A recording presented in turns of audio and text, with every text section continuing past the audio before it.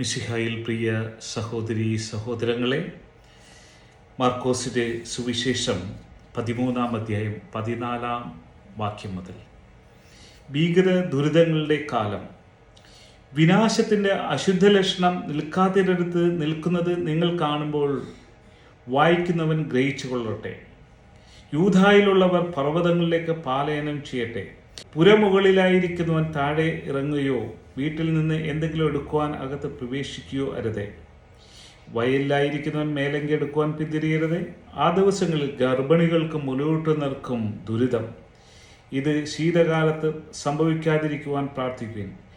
ദൈവത്തിൻ്റെ സൃഷ്ടികർമ്മത്തിൻ്റെ ആരംഭം മുതൽ ഇന്ന് വരെ ഉണ്ടായിട്ടില്ലാത്തതും ഇനിയൊരിക്കലും ഉണ്ടാകാത്തതുമായ കഷ്ടതകൾ ആ ദിവസങ്ങളിൽ ഉണ്ടാകും. കർത്താവ് ആ ദിവസങ്ങൾ ചുരുക്കിയില്ലായിരുന്നെങ്കിൽ ഒരുവനും രക്ഷപ്പെടുകയില്ലായിരുന്നു. എന്നാൽ തിരഞ്ഞെടുക്കപ്പെട്ടവർക്ക് വേണ്ടി അവിടുന്ന് ആ ദിവസങ്ങൾ ചുരുക്കി. ഇതാ ക്രിസ്തു ഇവിടെ അഥാ അവിടെ എന്ന് ആരെങ്കിലും പറഞ്ഞാൽ നിങ്ങൾ വിശ്വസിക്കരുത്. കാരണം കള്ളക്രിസ്തുമാരും വ്യാജ പ്രവാചകന്മാരും പ്രത്യക്ഷപ്പെടും. സാധ്യമെങ്കിൽ തിരഞ്ഞെടുക്കപ്പെട്ടവരെ വഴിതെറ്റിക്കുന്നതിന് അടയാളങ്ങളും അത്ഭുതങ്ങളും അവർ പ്രവർത്തിക്കും. നിങ്ങൾ ജാഗരൂകരായിരിക്കുവിൻ. എല്ലാം ഞാൻ മുൻകൂട്ടി നിങ്ങളോട് പറഞ്ഞിരിക്കുന്നു. വളരെ ജാഗ്രതയോടുകൂടി ജീവിക്കേണ്ട കാലഘട്ടമാണ് നാം ഈ വചനത്തിലൂടെ മനസ്സിലാക്കുന്നത്.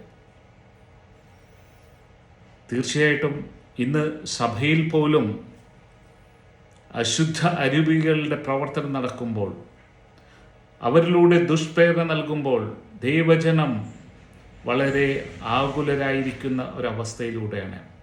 എന്നാൽ പരിശുദ്ധാത്മാവ് നമ്മളെ നയിക്കും. കർത്താവിൻ്റെ ആത്മാവ് നമ്മൾക്ക് മുൻകൂട്ടി പറഞ്ഞു തരികയാണ്. ദൈവജനം ഒരിക്കലും നിത്യനാശത്തിലേക്ക് പോകാതിരിക്കുവാൻ വേണ്ടി സഹായകനായ പരിശുദ്ധാത്മാവിനെ നമുക്ക് നൽകിയിട്ടുണ്ട്. ആ പരിശുദ്ധാത്മാവിൻ്റെ അഭിഷേകം നമ്മൾക്ക് എന്നും ലഭിച്ചുകൊണ്ട് ഈ ലോക ജീവിതത്തിൽ പിതാവായ ദൈവം നമ്മളെ ഏൽപ്പിച്ച ദൗത്യങ്ങൾ പൂർത്തീകരിക്കുവാനായിട്ടുള്ള കൃപക്കായി യാചിക്കാം. നാം ഓരോരുത്തരും കർത്താവിൻ്റെ ദിവസത്തിനായിട്ട് ഒരുങ്ങുവിൻ. തിരഞ്ഞെടുക്കപ്പെട്ടവരെ പോലും നിത്യനാശത്തിലേക്ക് നയിക്കുന്ന അത്രക്ക് രീതിയിലുള്ള പ്രലോഭനങ്ങൾ സംഭവിക്കുമ്പോൾ നാം മനസ്സിലാക്കുക, അത് ഇപ്പോഴേ നടന്നുകൊണ്ടിരിക്കുന്നു. ഇനി കൂടുതലേ ഉണ്ടാവുകയുള്ളൂ. ദൈവം നിങ്ങളെല്ലാവരെയും സമർത്ഥമായി അനുഗ്രഹിക്കട്ടെ. Brother Thomas George, പാണാശ്ശേരി.